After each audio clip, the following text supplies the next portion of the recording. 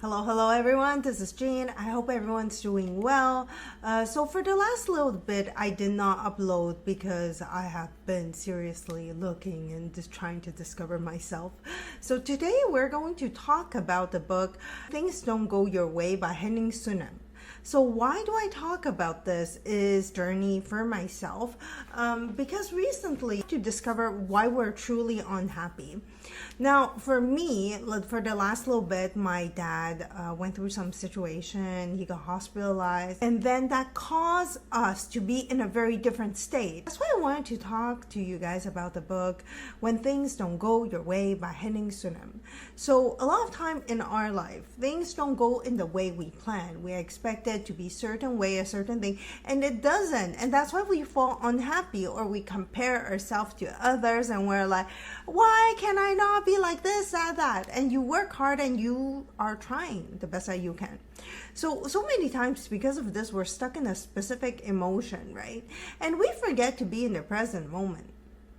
And then we ponder why we're unhappy. Because most often time we are stuck in a past situation. We have a fight with a loved one, with a friend, and we're just unhappy in the state of the life that we're in. We're like, why can't you be like this? Why can't you be like that? And then you could be stuck in this mood for days and you can't shake it off, and you're like, oh, and then you repeat the same narrative. Right now I'm reading a book about the narration inside of your head. Now we're going to talk about this. So a way that Haemin Sunim says is to be grateful in the present moment, because if you're grateful in the present moment, you will forego the past, because you're stuck in the past emotion. Come back to the present moment, and then you can launch into the future. Because if you're stuck in the past, how can you be in the present to create the future you want? So it's really important for you to be in that moment, right? So in Buddhism, it's very often that we say the bad situation allows us to grow much more mature and more as an evolved soul. Meaning that a lot of time we are unhappy and we're unable to see the joy in the present moment. So it's really important for us to see that this is a challenge for you to grow up, to evolve and become a better form of yourself in this new life, right? And then the third point is very hard. I work hard on it too, is that we have to be accepting of who we are. A lot of time we tend to be perfectionists and we are not accepting of who we are. We get hurt by a comment of other people and we feel flawed, but we are human. We are flawed. We are not perfect.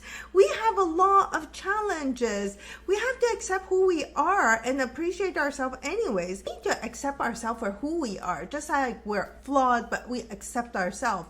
And this way, we will change for the better. Because I am this way, so I'm not going to change. That's just the way I am. Well, you're never going to change for the better. But when you are accepting your flaw, but accept yourself anyways, you change to be a better form of yourself. Also, another thing that I wanted to mention to you is about, inside of the book, it says, please reject me kindly. It's really important for us to accept that a lot of time when it comes to relationship or job, rejection, relationship issues that fizzles out. So when that happens, it's hard on the ego. And you're like, why is this happening to me? How could this happen to me? Blah, blah, blah. I invested so much. And you're stuck in this friend zone and you're like not knowing where you are going with this. And then you just have to understand, like the author says, when the person tells you no, it's a no. Move forward and find a better fit for you. Find the best fit for you. Find that person that really wants to be with you and accept that, move forward, and the other person, you let him go. So a lot of time we also have to understand when it comes to relationship or a different kind of work situation, people will hurt you because they don't like themselves. If they truly appreciated themselves, they would not be screaming or yelling at you, because they will learn how to appreciate themselves.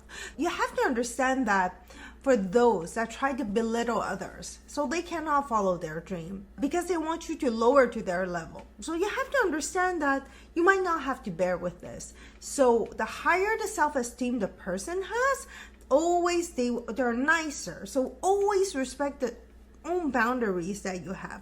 And always make sure to take care of your parents, because they were the first one that brought you on this earth. They took care of you for the little knickknacks. So even if at this point there are people that they are not, they have a lot of needs, make sure you take good care of them, okay? It's really important and mindful about that. And this is something that the author talks about, and I think it's a great virtue. I have to mention it. All right. We have to understand that there are certain things that you can do and certain things that you cannot do. So for example, some people are really great at crafting, some are great at scripting, some are great on engineering and math. I'm not one of those. So this fully understanding where do you stand and how you are and what you accept yourself to be. And you will understand that you are not one size fit all. You have certain things that's really good, certain things you're not good at. And you have to be accepting, because some people will tell you you're good at this, good at that, but you're like, So be understanding of who you are is such a good step in the right direction when things don't go your way. So be understanding of like, you're not one size fit all, and that you could just breathe to recenter who you are. So focus on the little happiness is important. And the last thing I wanted to mention to you guys is that you have to know you're not your emotions. Your emotions are going to happen. They're going to rise up. In that moment, you have to understand emotions will come in, but they will go. They always come in and they leave. But when you are constantly stuck in that emotion, and you have to realize this is not your emotion, you have to push it out. So see that maybe 5 minutes ago you were angry, but that's not your emotion, because once it leaves, you're still that centered, peaceful being. So once you realize that you are not that being, then you'll say, oh, I am not my emotions. But very often than not, people will say, well, I am a angry person. I am a short-tempered person. I am a forgetful person. I am a so-and-so. Because we identify that sort of situation or emotion with who we are. But think about yourself. You're just a peaceful being. You're here on earth. And a lot of things that you label are emotions. So you have to push it out and understand that you're just a peaceful being whenever you're feeling not so great about yourself. So this is all I wanted to share with you guys about the book When Things Don't Go Your Way by Haemin Sunim. So I wish you guys a lovely day. Bye-bye for now.